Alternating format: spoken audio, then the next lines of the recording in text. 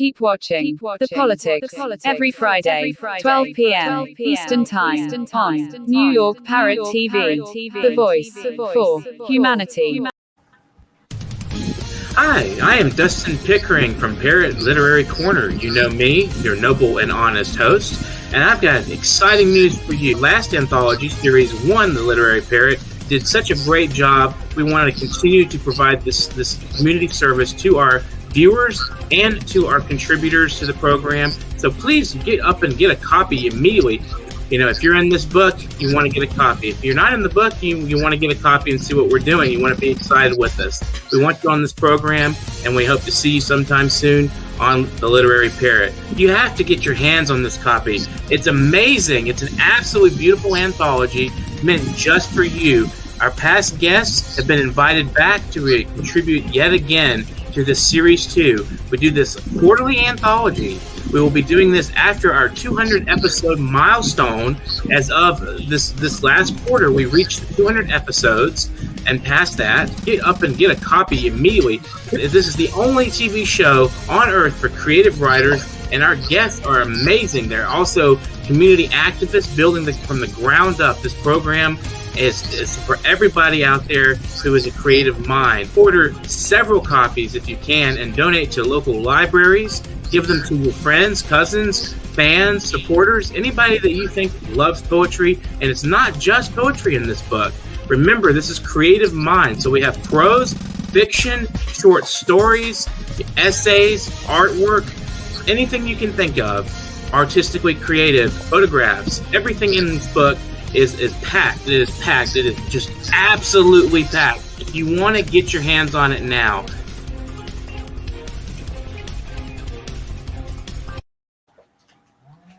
Welcome to the Foreign Policy Review. This is an excellent program today. We are discussing an extension here, Poets, Unacknowledged Legislators of the World. So how does this relate to foreign policy, you may wonder? Well, we have art and activity, art and activism, and we want to explore some of these dimensions. We have a guest today, so let's allow him to introduce himself. We also have our co-host, CARLO PARCELLI, today as well. So Magus, would you like to introduce yourself and tell us just a little bit about you, and then we'll go into some of these questions. Well, thank you very much for having me. My name is Magnus, and I am a poet, and I was very happy to be on the literary corner of the Parrot recently, and I'm concerned very much with this question lately in really difficult times about first of all, poets in general, who are they writing for? What are they writing to? That's a huge question. And then in really political hard times, what is it all about at that point? So I'm grappling with the tensions between art and activism. Excellent. So, Carlo, what are your thoughts on some of this this question of art and activism? I mean, is art really socially relevant? Is it socially relevant? See, I no. Art is not.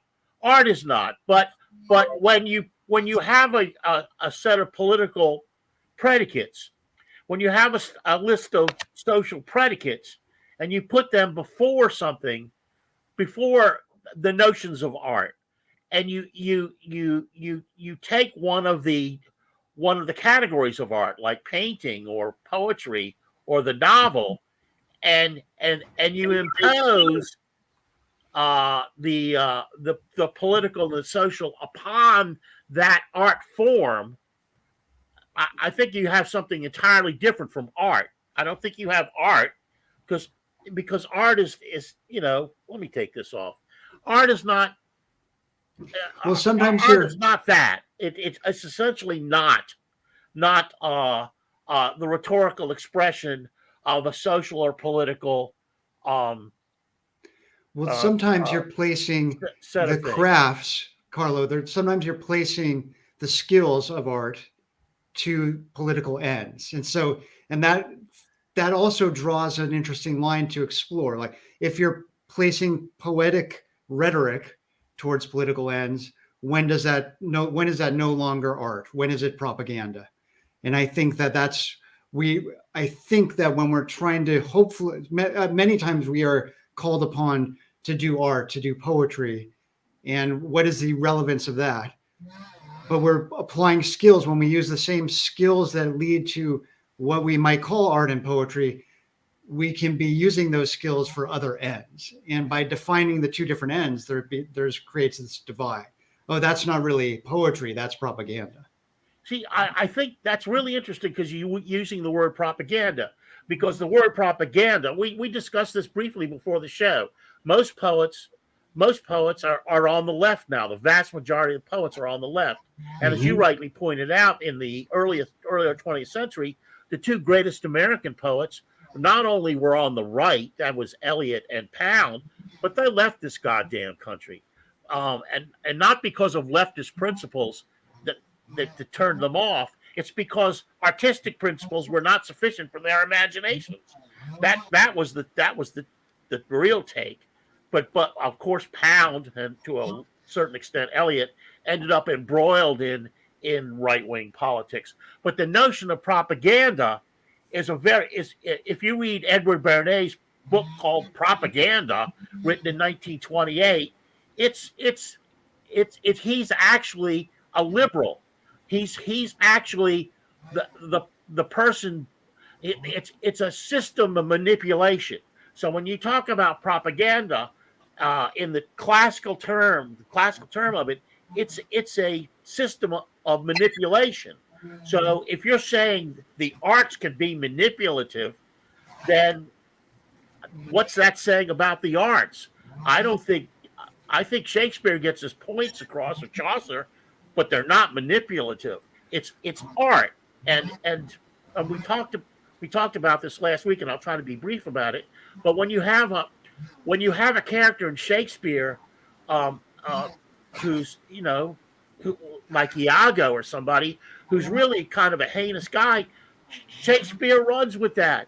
He doesn't have a propagandistic view of Iago, and like as you're saying, and a negative view of Iago.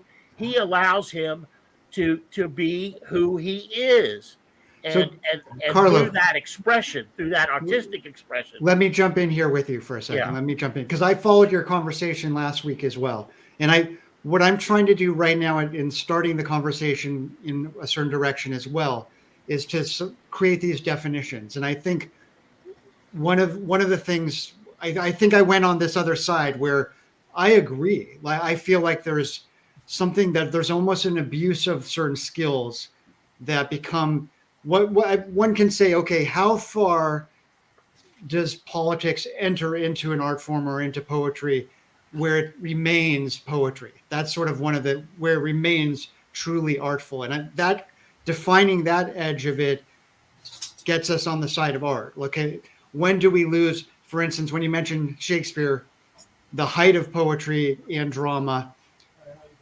You mentioned last time Keats's negative capability, which also is embodied in the way Shakespeare treats his characters, which is there's no propaganda, there's no predefinition about how we should interpret these characters. It's life. And that's some of the highest ideals of art. But at the same time, the tools that an artist uses where they become abused, perhaps, or corrupted, are also the same tools that can be put into politics as propaganda. And propaganda can be on the left and on the right. So I think the real interest I'm having here is in these definitions where it sort of divides what is still artistic if we're becoming engaged as in politics, and what we can ask ourselves as artists, how political can we be? But we never ask the other question. Hello, politician. Well, we should a little bit. Are you adequately using rhetoric? Are you adequately using the art, the skills that can be persuasive? But there is a huge divide there still. One is putting certain skills into purpose, and others are putting certain skills into art. What about a metaphor of art being seduction and politics being the art of force?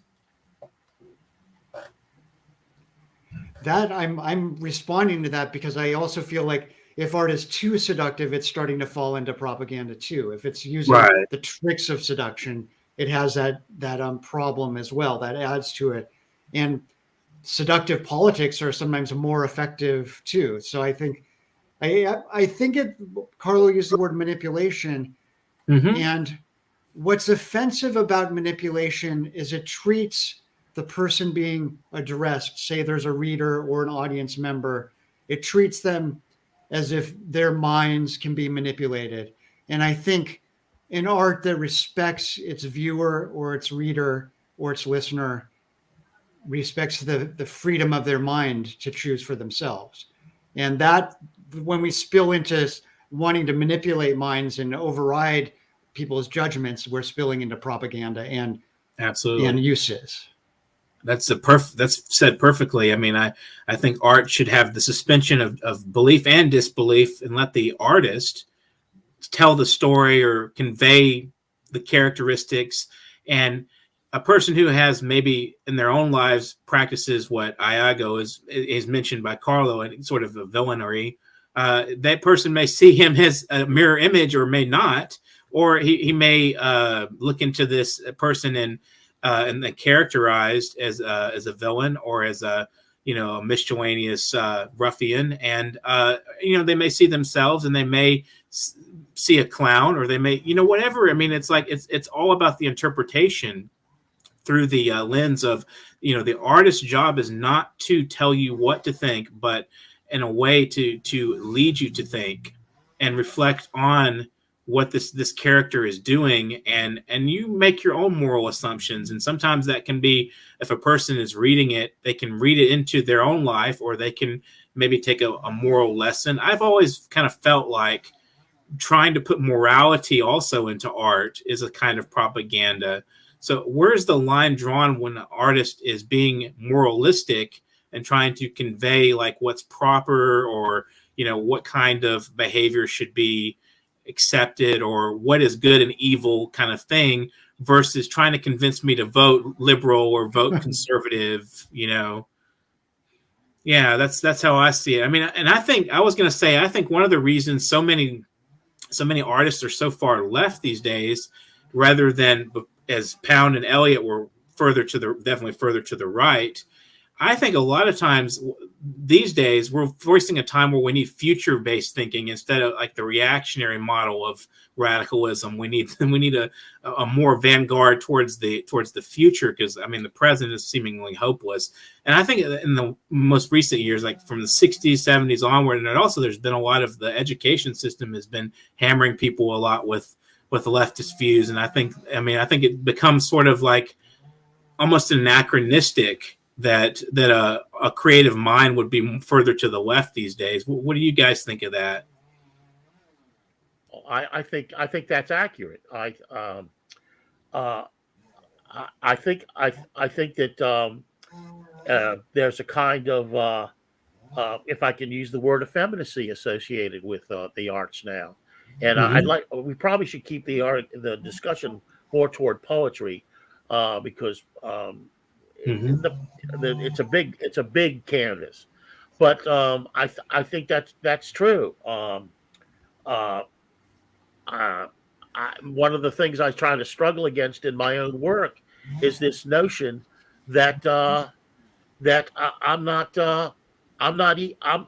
easy to deal with. I'm no pushover, and if you get in my face, I'm going to get back in your face. I'm an old man now, but I've been that way. I've been combative that way all my life, and I found that people, when they find out that I write poetry, they're flabbergasted because I'm a son of a bitch, and it's just a fact of life. So I don't really, I think there is that thing, and I think the image of the poet has been co-opted by flowers, by people that run around with guns flowers and like give out Valentines every day. People, right? There were in fact in the '60s when I was a kid, in my in my early 20s and all, and that was part of it, and that was part of why I was excluded because I wasn't copying to that. I wasn't having any of that. So, but let me address something though that I think is something of really solid substance about this question, and why not only left to right, but why we have to address politics more and more. When we were talking about T.S. Eliot and Pound, we see from World War II and the Holocaust how wrong things went. And from that point on, we really do have so many deep problems that can't be glossed over. Okay. So then we have Adorno's hugest question was, how can you write poetry after the Holocaust? Basically. And that answer, I think, would be very difficult to have a callous right-wing answer to. And instead it's a demand that in the effeminate, flowery type of and that's not even an answer. That basically ignores the question. The quiescent writing, soothing spiritual writing that doesn't grapple with these issues do not serve. And so that sense that on the one hand, there's a deep conviction that art has a purpose that can be corrupted by its politics. And at the same time, there needs to be some answer to what is its use in a time in horrible times and in really deeply questionable times, and when our futures, even the future of the earth, is unsure. So there have been great answers, like say right afterwards, Paul Celan. Paul Celan, absolutely. And Charles Reznikoff, Reznikoff, whose book on the Holocaust was found poetry, or turning the news items and turning the reports into poetry. These are great answers, but they are also answered. They are taking that idea that we need to be political in that way, and yet how to find a way that's still artistic. Yeah. What do we see about Gunter Grass? I don't know Gunter Grass that well. Opposite end a little to it again. He flew with the Luftwaffe, but he was kind of the rumor was he was forced into it. He felt kind of convinced that he had to do it and preserve his life. He deliberately crashed the plane and was picked up by American soldiers. I believe that's the story.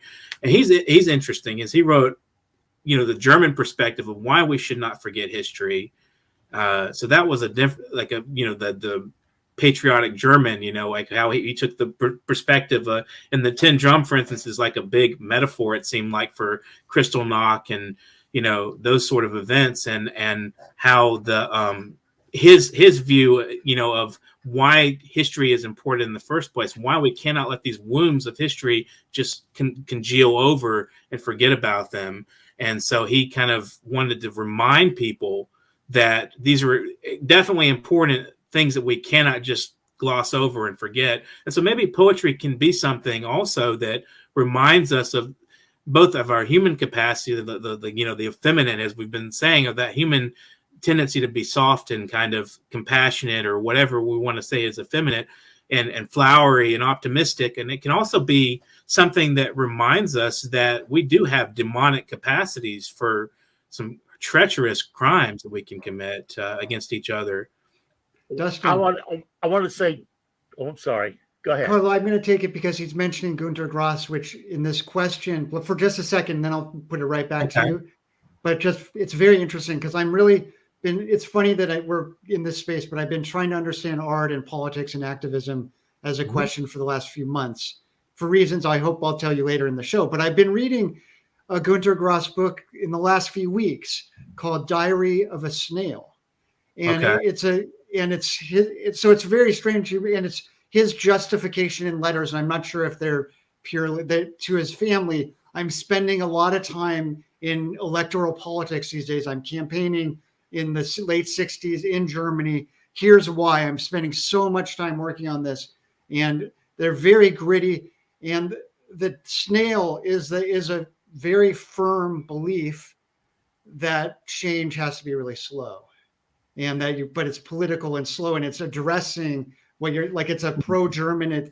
He is involved in what happened in Germany, and he's involved in the aftermath as well. And we know how Germany evolved in a way that confronted its past more than apparently the U.S. is capable of doing. Right. But so it's not in contrast to what you're saying. It's just compatible with that. Gunter Grass is a very interesting writer who is like going really into detail, moment to moment, day by day, journaling about why he's giving so much of his life and time to just this gritty politics of the day. And I think it's in that question right there about how does a creative writer deal with that. So I wanted to comment on that and be with you right there with that. And Carlo, you had something to say? Well, I was just going to say two things. First of all, I think we should discuss how you can write a poem that is effective in the sense that we're talking about. What examples can we provide that seem to have those elements? But I wanted to say one thing briefly. I don't know. Have either of you ever gone to the movies with a psychopath? Because I used to have a group house, and people that came by were psychopaths. Some were bikers from the pagans. If you go to the movies with these people, what you discover is when they see evil on the screen and it's imaginative evil, they go, "Wow, I have to remember how to do that. I have to remember how to do that evil." Yeah. And so I just wanted to throw that out. I mean, because on the one hand, we have these poets who are very sensitive and have a kind of moralistic perspective, a sense of ethics. But on the other side, the people that are prompting these poems, many of them don't respond to the poems in the way you intend. They're psychopaths. They're crazy. And well, I won't give you an example, but anyway, I think it's important to discuss just how and which of these poems that have been created have been effective in that regard. I called up. I just want to mention this thing. I called up this. I just put in something like poems that have changed the world, and I got this long hypertext. Well, can poetry humanize people that are receptive to that? I mean, because the Nazis were really just people. They weren't like, psychopaths, really. Most of them were just people that were brainwashed and cultivated that way over time, and they fell into that trap of being the Nazis that they were. So can we create a culture through the arts, poetry, etc.? I mean, nobody really reads poetry, but can it influence? Can it be a bottom up kind of thing? Can it influence the culture at large through the use of language, which is fundamental to human communication? I mean, can we, as poets, somehow convey humanity to other humans, like we're reaching out to people that are the common person, really? Well, I say you're creating false equivalence there, because on the one hand, you just described the first page of Edward Bernay's propaganda. It's the manipulation of the masses he talks about, and the psychopaths manipulate.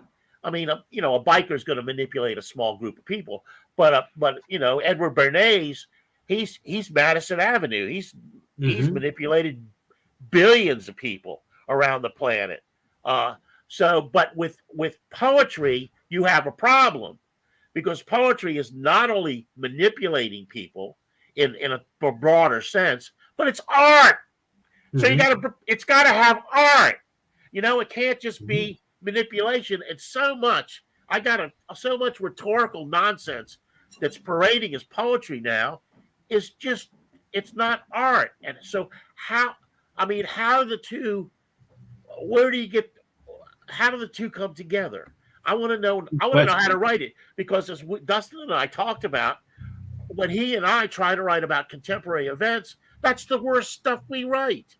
It's the worst. I think because it becomes topical, and poetry has a universal sublime kind of capacity that gets watered down severely by a sort of topical, if I'm writing about Theodore Roosevelt's pants versus writing about, something much broader, something bigger, like, the human need to wear pants. I don't know, just example, for like getting about underwear, This speaks to all these tensions that are in this space of defining, we're trying to define something because we're fervently interested in the purpose of it and why.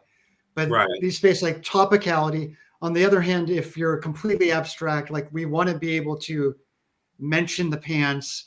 Why is that a poetic? Why can it be a poetic image that makes specificity happen in order to release the universal?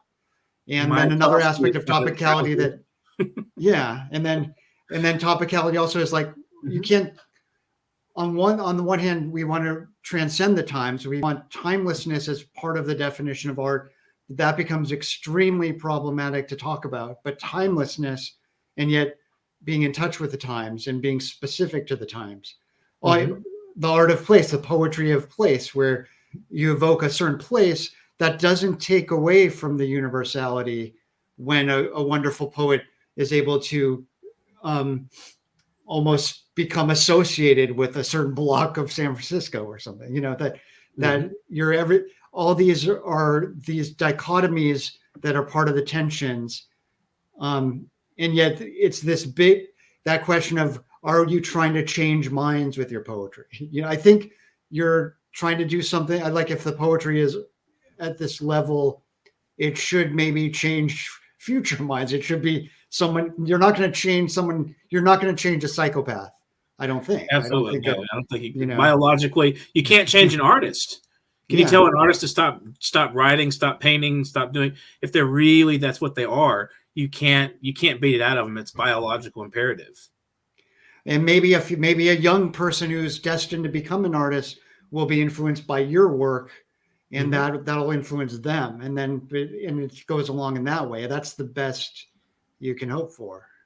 Right. But that direct changing that's the idea of direct changing of minds it brings in these topics of like universality, specificity, topicality, historicity, timelessness in the times. And I think the bottom line is that art actually cares about that broader scope, and politics is like, we're just about this moment in this period of time, and we're willing to override anybody. There's force, as you mentioned, Dustin. Absolutely. Yeah. Well, so I think that the bridge between propaganda, or not the bridge, but the division between what we're defining as propaganda, it is force. Propaganda imposes on you, whereas the arts kind of present. They show you something and they reveal, and that's sort of like a almost religious capacity revelation, to open up a field in front of somebody that they haven't seen before.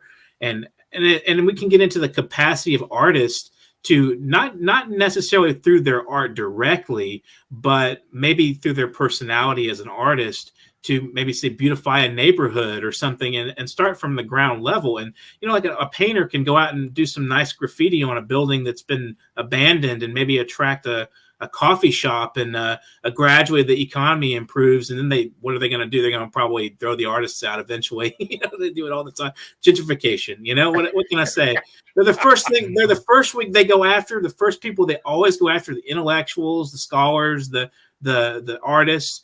Every tyrant. I mean, we're like complete opposite spectrum somehow. It's very strange to me. That it is an interesting field of inquiry, I think. Well, because it has no effect. I mean, in this country, as far as the tyrants going after people. I mean, take Václav Havel. Now it's popular knowledge that he was taking money from the CIA all along. So fuck him. Right. And if the secret police came to his door, they came to Fred Hampton's door with bullets. So fuck him. Absolutely. Yeah. So, but anyway, that having been said, that's what happened in Baltimore, and that's what's sort of happening in my neighborhood now. We have an arts district in this little burg outside of D.C., a half a mile outside of D.C., called Hyattsville. We have an arts district with no art. It's just all shops. Wow. It got so ridiculous. It got so ridiculous that now we have arts districts that are basically commercial shops, and they just call themselves arts districts. We have a Busboys and Poets, which has elements of art to it. You can say it has an appeal. It has an appeal somehow. The art has an appeal. The idea of the arts appeals to people. We're going to take If a you brief can make break. money on it. Artsy too. Artsy. Artsy, right. But Artsy, we'll be right back. We'll be right back Yeah. after this short break. Foreign Policy Review. Do you know that there is a publishing company that wants to make life easier for you as a writer? This publishing company is called World Inkers Printing and Publishing. We publish in all different languages, and we're looking for writers of all genres, all formats. We're looking for scholars, ghostwriters, playwrights, poets, short fiction, novelists, you name it. We're looking for anybody who is interested in writing and the craft of writing to be in touch with us. You can reach us at info.worldinkers@gmail.com. With World Inkers Printing and Publishing, you do not require a lot of money to publish with us. Contact us today at info.worldinkers@gmail.com. Become a winner with other authors at World Inkers Printing and Publishing. Give us a shot. We will surely finish you. Welcome back to Foreign Policy Review. Let's continue our discussion. Why are the arts not monetized? Oh, I can't make money. You guys, I'm sure, aren't making any money. it depends on what art you're involved in. I mean, I think that's some also art- a political capitalist question as well. Yeah, that sense absolutely. that I mean- the ways to monetize are like almost 100%. I think there's some issues here, but it's almost 100% saying your art is also at the service of corporate established prevailing trends. So that excuse me, that comports exactly with this hypertext I called up. Mhm. The guy had to include songs and poems, and he's got a list of songs he admires. And I used to kind of be in the recording industry as a manager of a record store for a number of years. And whenever we went to the meetings with the major labels, these people were in the major labels. I mean, Sam Cooke, Otis Redding, John Lennon, Bob Dylan, Joni Mitchell. I mean, if that isn't the capitalist filter, I don't know what the fuck is.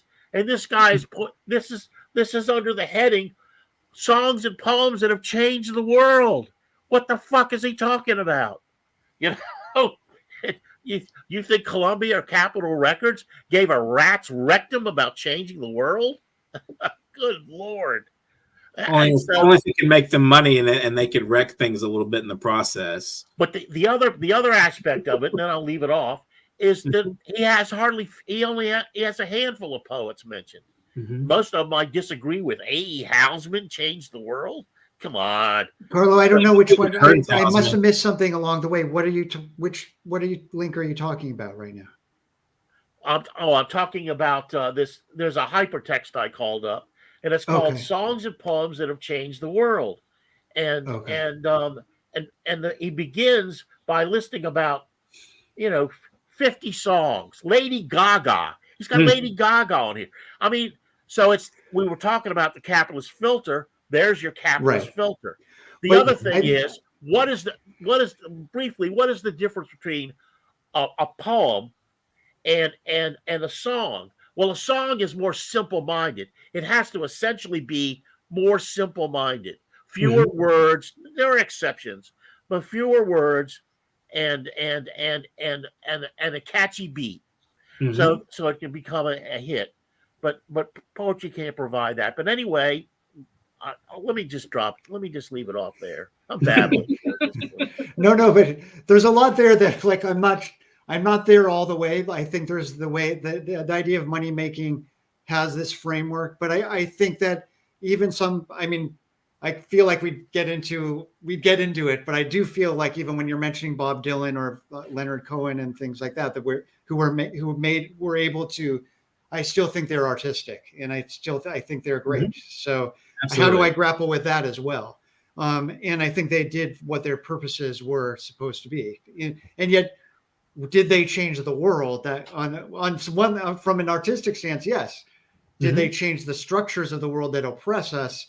Still, that's another question. And are artists who have that context in them, like Bob Dylan, still are they corrupt? That's a different question worthy of debate as well. I want to go back to something you were saying before. What is a concrete way of managing art these days that addresses the political need that we're talking about? That addresses that we don't become flowery, we don't become spiritual, but we are grappling with the fact that art does not change the world, and maybe we need to change the world.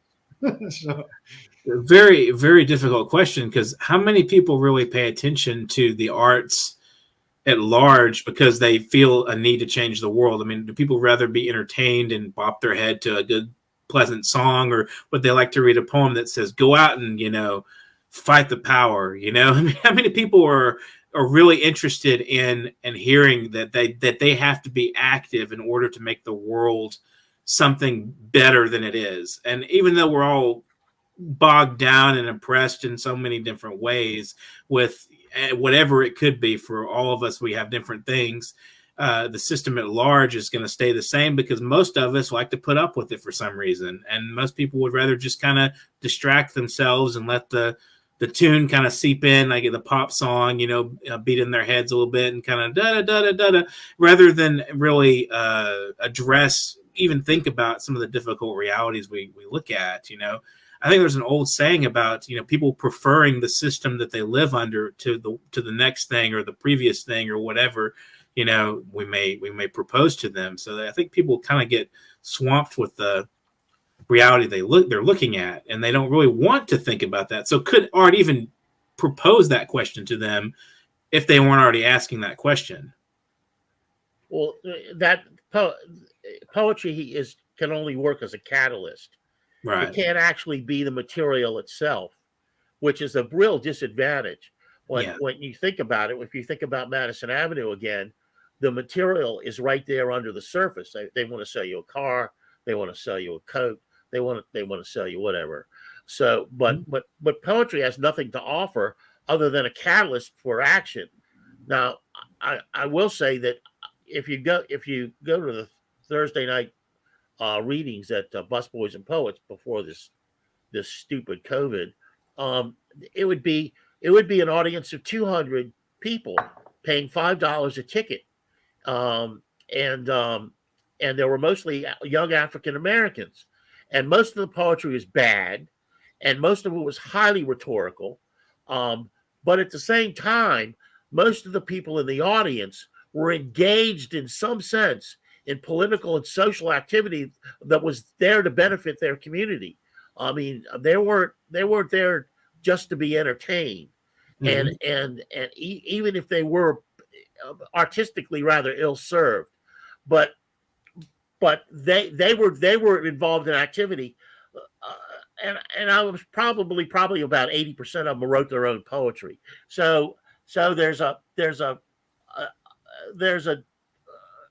if poetry could serve as a catalyst to a very limited degree to get people to do real work, real social activism, then that's okay. That's okay in my book. It can be as kind of inconsequential ultimately as far as generations go and immortality as it wants to be if it does that. So.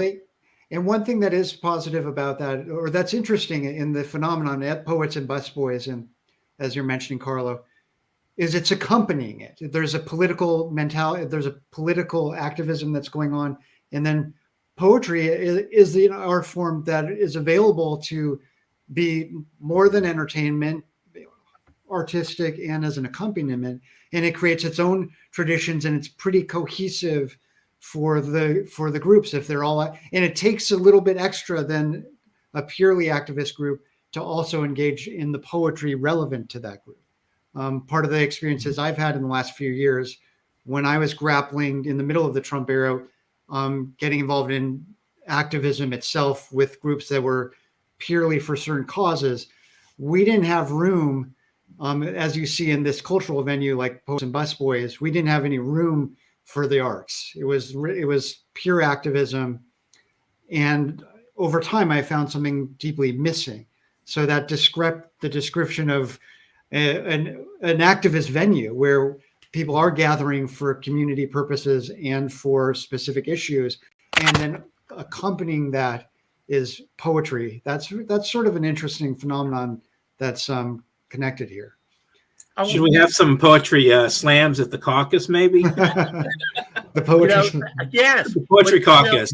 Listen though, when I perform there, and I did the first. I read the first poem when Hyattsville.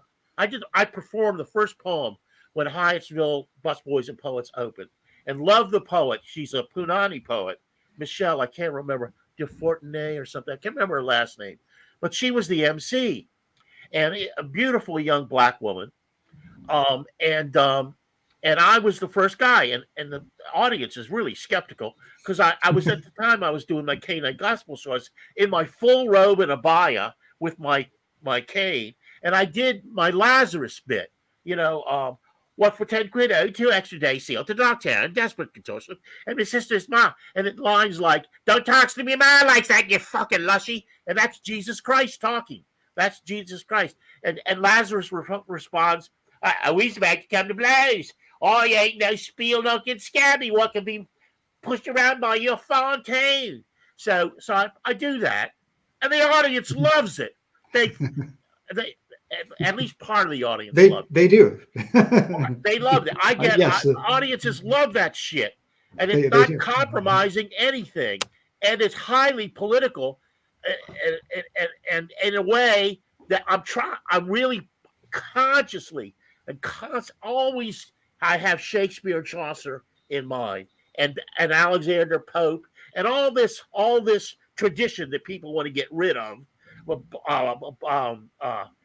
Byron and Coleridge and Shelley. It's all in my head when I'm doing this because that's where the great language comes from. I even use a Cockney accent to kind of like heighten the language, help heighten the language. But people love that shit. But I'm excluded. I'm excluded from virtually every poetry venue around here for I don't know what the reason is. But the thing I wanted to mention is there's so many other ways of going that where you, and that was my intention. My intention was to retain the highest level of artistic impact within the work that I could, but at the same time be entertaining to grab larger audiences. Poets by and large, at least around here, have utterly rejected that. They don't want to be popular. They don't want to have large audiences. I don't know what the problem is with these people, but there seems to be that. Magus mentioned Reznikov. Reznikov is wonderful in one sense, but who the hell is going to read him? It's like Patterson. Who the fuck would want to read Patterson when you have the cantos, which have logopoeia, phanopia, and metapoeia, whereas William Carlos Williams couldn't even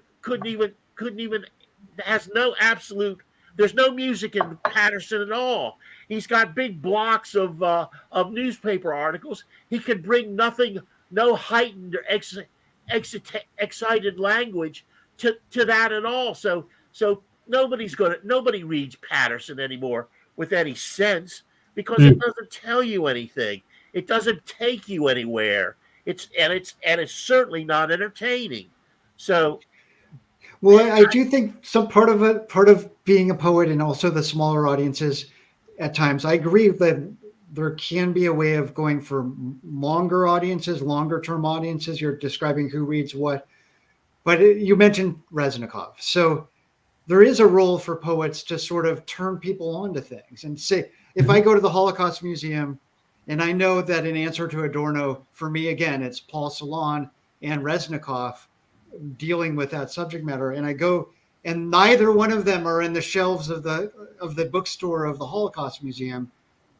I want to tell people, even though that's a smaller audience, I want to say this is really necessary to. If you want, this is so important that if you're going to grapple with this particular event of history, these are the people who did something really special in relation to that. Even if you could say they're really they're not accessible generally. There is still this role of like bringing things to people, and that poetry, like some of the best poetry, will always have a small audience, and we still need to deal with that.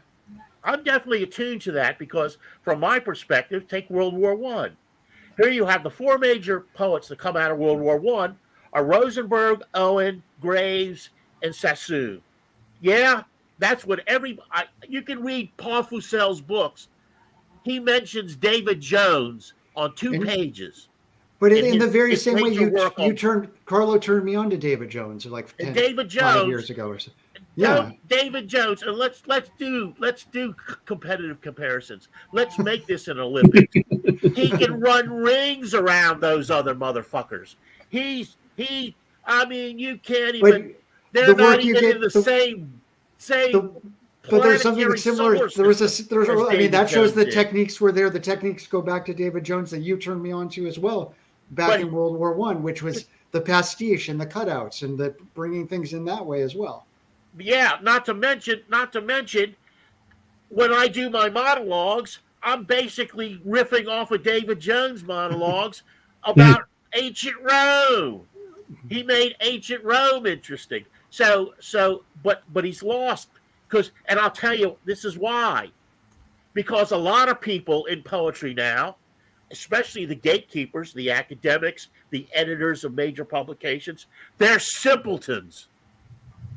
And if you send your stuff out, the first filter you're going to get is some 22-year-old senior or graduate student who doesn't know squat about poetry as a filter. So now we have this watered down system of banal, stupid shit because people the gatekeepers are not capable, they have no capacity for poetry. The resume is the poem, as my wife so accurately puts. It's the resume is the poem. And we can tell you a million stories about that because we used to have a bookstore and it was an academic bookstore and we had academics and poets and artists in there all the time. But anyway, somebody else say something. It seems like to me it's so fucking hopeless. With the materials we have to work with, it's hopeless.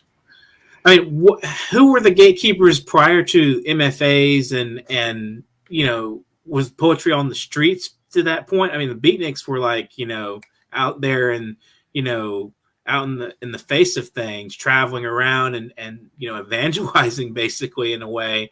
They were in the nitty gritty. I mean, where are those kind of people now that are doing that? Now post MFA. I mean, and even after tragic events like 9/11 and, we had the wars, post after that and everything that was going on. And now, then we had Trump, we did have a lot of Trump protests, but do we really have a poetry that can address some of these concerns? Well, let's see with the Beats, they're not poets so much as they are social commentators, and they were there at an appropriate time to sort of. The Beats also were what you're still describing, where they were popular poets being out on the street, being a little bit of both, out and being able to do that. And people try to go out on the street these days, but nobody's paying attention to what's outside because everything's on screen. How popular are they? They've been subsumed by capitalism. Just like these people on the song list. I mean, they're just capitalist flacks now. Well, I think there's an inevitable thing that happens even from the Beats, where the institutions that gave the Beats a platform, like the bookstores, City Lights, and so forth, the presses, they become over the decades become the establishment. So they become gatekeepers themselves. So look at, you can get published at City Lights. It's a whole different thing than it was at the time. So yeah, we still have a war budget larger than the other 10 other countries below us combined. I mean, what effect did they ultimately have? That was the question we were basically asking ourselves. That's a good question. Utterly It seems failed what they were culturally doing. that there's an effect. I mean, it puts a little bit of a, it inseminates a little bit of a fresh decorum.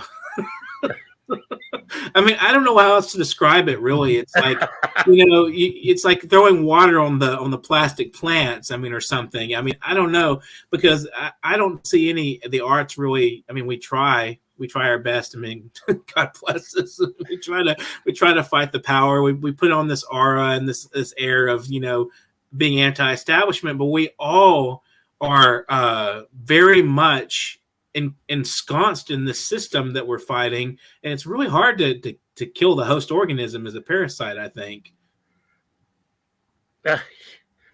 Yeah, that kind of says it all. Magus? No, I think that we get in these trends of talking, and we're the basis that I felt I started with, and why I thought this was I'm happy to participate, is I've been grappling with this sense of art versus activism. There's this huge tension there, and not everybody's meant to be an artist, and not everybody's meant to be an activist. And I think that ultimately,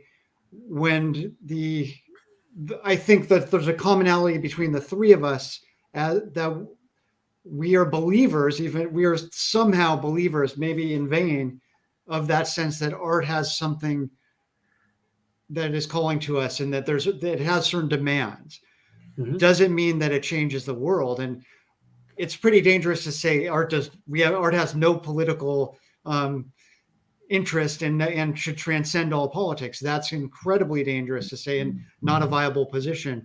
But maybe what we're doing is fundamentally different if we still hold that ideal. Otherwise, we can take our artistic skills and put them to work for propaganda and become part of and just go in that direction. Or we give up for periods of our lives, which I think actually was related to me. I think over the Trump era, I had already, before that time, I was grappling with some artistic difficulties in my purpose and in my life. And I was able to put a lot of energies into pure activism during several years of the Trump era, where I didn't have much room for art. And in the end, as I grapple with that in the past, I have to say, like, they might be fundamental different drives. And if we're artists and poets, we might have to make our peace with that. Right. Yeah. I think that says it all. I mean, that really is a good way to conclude. I mean, we got about 7 minutes to the program's end. So I think that's really an excellent point, that you can fundamentally have those two natures as a creative person, of wanting to impose change into the system, or you can create your art and be a powerful figure of art, of some kind of poetry, whether it's poetry, painting, music, whatever, and use that as your mouthpiece and expression. I mean, it's all about expression. It's in some capacity, with method, of course. You have your various forms of expression that you use, your toolkit, basically. And some people would rather, we could separate the artist from the person. And there's a lot of questions about art and the artist. Do we separate the two? Is T.S. Eliot as an anti-Semite? Do we throw out his poetry because some of his poetry is got the anti-Semite to it? I mean, that's a good question. I mean, it's a difficult question for a lot of people because of the era that came from, and because of the happenings of that era and the Holocaust, as we were mentioning. It's a very tricky question, because it's a beautiful language. It's excellent, and it culturally speaks to the masses and to a lot of the people that read poetry. The reading public, love Eliot, and it's part of that representation of that time period. So if we throw that away, do we throw away the memory of that era with it? I mean, is that what we're doing? Preserving the times, preserving a particular, creating a representation of an era or a spirit of the times as artists, and then maybe engaging with the times as an activist. And being an activist may be a kind of artist in themselves, and an artist can be an activist, and an activist can be an artist in that sense. Well, not to mention Ezra Pound, who yes, was really vile. I mean, mm-hmm. But I think Eliot compared. Listen, I spent my first 30 years writing in pounds, using pounds canto style. I got a lot of shit. I got thrown out of dinner parties. Wow. So, and maybe rightfully so. He's a guy's a piece of shit when it comes to his politics. Yeah, absolutely. But one thing I want to say, I want to get William Carlos Williams quoted. It's difficult to get the news from poetry, but men die miserably every day for the lack of what is found there. So, wonderful. And they don't. It's not reaching people. It's not. It's and and a lot of the wrong people are using it for their own aesthetic promotion. And what if to dangerously quote Pound in the same way about news in the sense of topicality, literature is news that stays news. So right. What about the fact that poets tend to die younger than other artists? There's a statistic that's. Oh, wait a minute now. Let's not get into that. That's a different story altogether. That's like a whole, I guess, because, what I was getting at is I think we as poets are sensitive to the times and to the stuff going on around us so much that it just overwhelms, and it can be something that stresses you and leads you to death. I mean, it really can. That reminds me of something that might be related as quickly as I can get it in the next couple minutes, was that going back 15 years ago or so, at one of the first poetry readings I went to in this area, the Mid-Atlantic area, Christoph Casamasama, who is a poet and a publisher that I work closely with, had quoted before we were all reading a statistic about people who read, and that the more books you read per year, the higher your income, unless you were reading poetry, than the opposite.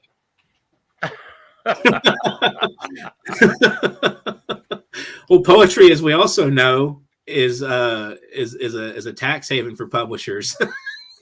Dump all of their crazy, all the stuff that just it doesn't make any money. I don't know what it. That's why I say there must be something fundamental to poetry that's not true of everything else. It's like the black matter of I don't know, of the arts or something. And I think it's the building blocks of the arts, and that's why it kind of gets sidelined. No, it wasn't always that way. I mean, yeah, that's true. There was a time when the Romantics actually. That's definitely true. I mean, Keats only sold 7 copies of his first book, but there were times when poetry was highly regarded. I heard like Longfellow wrote best, but not made the most money of anybody. Culture. Yeah, it's not central to Longfellow, Tennyson, but my wife reminded me that of all of Pound's heirs, every one of them is on the left in the U.S. In the U.S., that's right. Zhukovsky, Tolson, Olson, all leftist. You can include Duncan, David Jones. So anyway, yeah. That could be a whole Parcelli too. That could be a whole other yeah. We started that, but we didn't get fully into that. There's a lot to that too. I think that. So anyway, really interesting. Well, I figured you have been a guest on today's show. Thank you so much. Absolutely. So it was wonderful talking with you, both of you, today. I think we covered a lot of ground and ran in a few circles, and at the same time, that hamster will produce a good amount of fodder for the cannon. We have to have him back. Real soon. This is not over with. We're not done yet. Coming at you. Remember the Alamo. I'm in Texas, so. Oh yeah. I'm sure. Justin, what part of Texas are you in? I'm actually in Houston, not quite San Antonio, but not too far from. I'm in Houston. Awesome. I'm sure you have more to say, Magus. I'm sorry. It would be fun. It would be fun. I enjoyed this, and the fact that we have so much energy is interesting. we should have you back. We really soon. Absolutely. Seriously. Thank you so much. Thank you. Yeah. Well, thank you for joining us today. Yeah. Both of you, it's been a wonderful, pleasant, interesting conversation.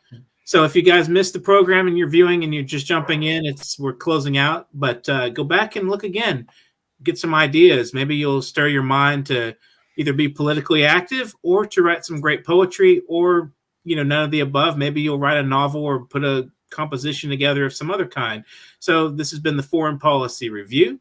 The guys got to go and watch this program again. I swear this was a really fun and entertaining look at the arts and poetry and language and politics and activism and art.